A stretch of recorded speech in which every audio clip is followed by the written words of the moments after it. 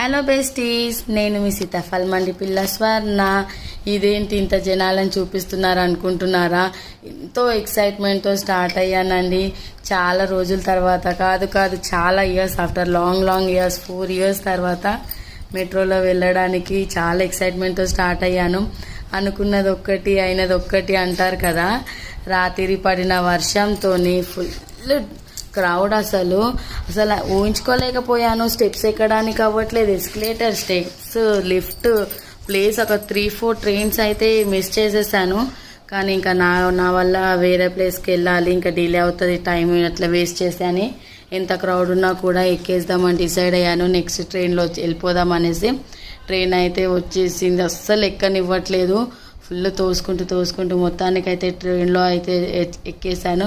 మా కోచ్ చూడండి, ట్రైన్లో నుంచి చాలా రోజుల తర్వాత మెట్రోలో వెళ్తున్నా అన్న ఎక్సైట్మెంట్